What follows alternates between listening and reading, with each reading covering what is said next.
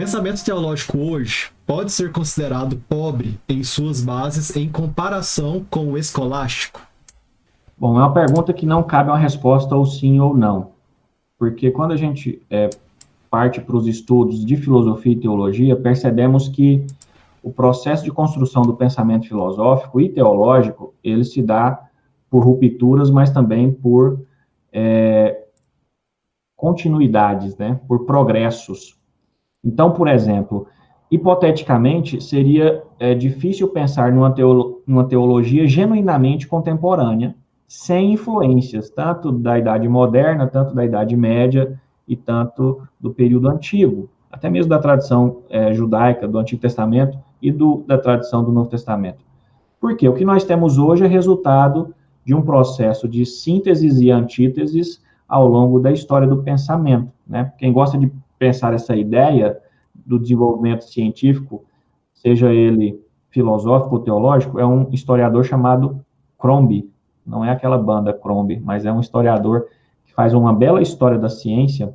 Ele diz isso: tem horas que há descontinuidades e tem hora que há continuidades. Então, a teologia contemporânea é resultado de uma grande bagagem histórica, mais de 2.500 anos de história. Obviamente, a teologia precisa ter duas características. Ela precisa ser dogmática, ou seja, ela precisa conservar aspectos que não podem sofrer relativização, principalmente em questões voltadas à ideia de Deus, à teontologia, à ideia de Cristo, as centrais doutrinas do credo apostólico, por exemplo. Isso não pode ser mudado. É uma herança que nós recebemos desde os pais da igreja e que permanece até nós. Agora, a teologia precisa responder questões contemporâneas também. Há questões novas para nós que a teologia precisa encarar, precisa desafiar. Então, a gente pode dizer o seguinte: há ineditismo, há coisas novas que a teologia se lança a responder, principalmente questões contemporâneas, né, ligadas à bioética, ligadas a gênero, são exemplos.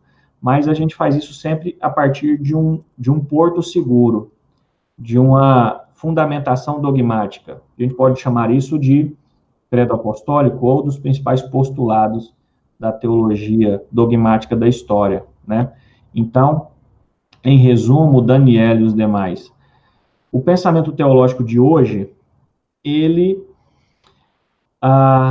nas questões centrais, não tem nada muito a trazer, nas questões dogmáticas, nas questões centrais. Mas ele sempre está sofrendo algumas questões inéditas devido ao contexto que é novo, às experiências novas, aos problemas novos, né? Então, eu tenho medo de dizer que o pensamento teológico atual é pobre em relação ao escolástico. Eu gosto de pensar que nós herdamos muitas coisas boas do período escolástico, mas também devemos fazer algumas críticas nas questões frágeis do período escolástico, né? A gente tem que lembrar também que a gente vai ter uma escolástica protestante também, né? A gente tem a reforma protestante na Idade Média e claro, um certo rompimento, né? Tem continuidade, mas tem descontinuidade também com a reforma protestante.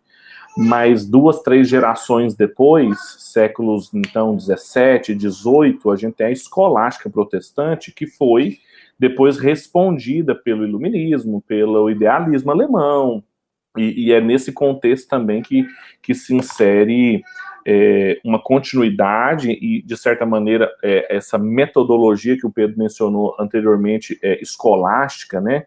Não só o conteúdo, mas a metodologia, principalmente o auxílio de Aristóteles para a formulação de temas, o que a gente chama de neotomismo, até mesmo a teologia protestante reformada no período da escolástica não ficou livre disso. A gente vai ver isso com Jonathan Edwards, por exemplo. Ele usa muitas categorias do período, assim, apesar de ser um moderno, apesar de fazer parte aí do século XVIII, né? Então, nós vamos ver essa dependência ainda do medievo, principalmente da escolástica, em termos de metodologia, postura, seus dualismos, seus motivos base, etc.